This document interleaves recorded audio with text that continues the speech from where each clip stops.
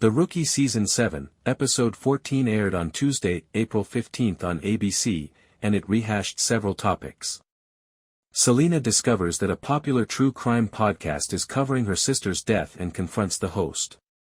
Meanwhile, Tim receives a threatening message, prompting an investigation into the dark web. Malvado, the hitman Bailey tipped off about her abusive ex-husband's location, also makes an appearance in Mad About Murder. While Nolan and Bailey are concerned that Malvado may divulge her secret, he is shot and murdered at the end of the episode. Showrunner Hawley confirms that the death is designed to end the arc, which was intended to help Bailey cope with her trauma. However, he goes on to add that the plot may be revived in the future if the perfect occasion arises. It really did feel like a great story conceit to investigate Celina's continuing coping with what happened to her sister. Hawley. It all began with discussions on the true crime podcast craze as a whole, and then it became clear that Celina's story was the most recent and appropriate for it. There have been a few articles published about the true crime phenomena, and they have norms and everything, which can add new light to stories. You also brought back Malvado this episode, who was shot and killed.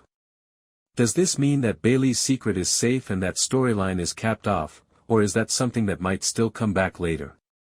Hawley. In my head, unless something comes up that is interesting, I feel like it's fairly capped off. That Malvado storyline was there to really show Bailey's trauma with Jason on the loose and coming for her, and her having to sort of go through the re-traumatization of her past relationship and ultimately come to terms with the fact that there were things that she never admitted to herself.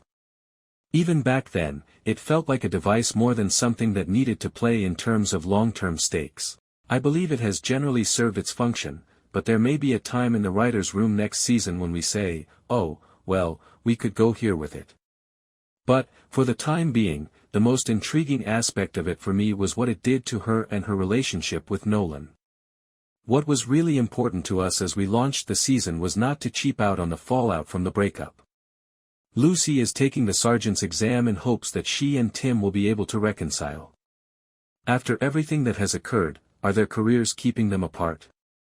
Is it still because she has not forgiven him? What do you believe is their major hurdle at this time? Hawley, I believe it is both. To be honest, what was most essential to us as we opened the season was not to underestimate the consequences of the breakup, that the devastation was real. We wanted to portray Lucy's emotional reaction, as well as Tim's awareness that he had wounded the person he loved the most to punish himself. Which was an indication that, he needed to do some work. It was vital to us to see him commit to truly trying to be a better man, and for her to know she needed to prioritize her job and emotional wellness. That's why I believe you've witnessed the ups and downs this season, which felt so real to me. Even the connections feel incredibly human. People do things because they want to, even if they realize it isn't the best decision. But, as we've gone through the season now, we've seen them heading closer and closer together, and their relationship getting healthier without them losing focus on what needs to happen before, in theory, he even became her man of honor. I hadn't forgotten, but it wasn't at the forefront of my mind. Then, when we started talking about Lopez/Tim, I was like, of course. They're incredible together. There are so many moving parts and personalities on the program that it's always amazing to find how special they are together. The hacker who threatened Tim might return down the line. That's one of those breadcrumbs that, when the time is right, will bring back around.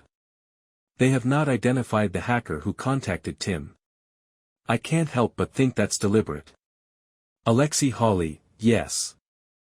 I believe that is one of the breadcrumbs we will follow when the time is right. I enjoy planting those seeds and finding performers that come in to play roles where you're like, oh God, we can't lose them.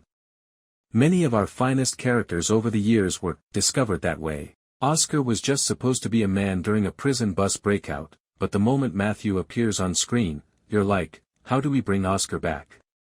It was the same thing with Monica, and several other characters, and some of us are. I'm still trying to find my way back. We still love Elijah, but we haven't found an organic route back into his story. But, you never know. Will we see Tim's new major role in Behind the Badge? Hawley, at some point, I believe we will. I'm not sure when, but I love the notion, as well as Tim's Faustian pact to get Miles on the football team. That was a really fun resolution to that. And how wonderful was the training video? Those two actors had a lot of fun in that bogus training video. The football scene, as you mentioned, was an excellent group moment.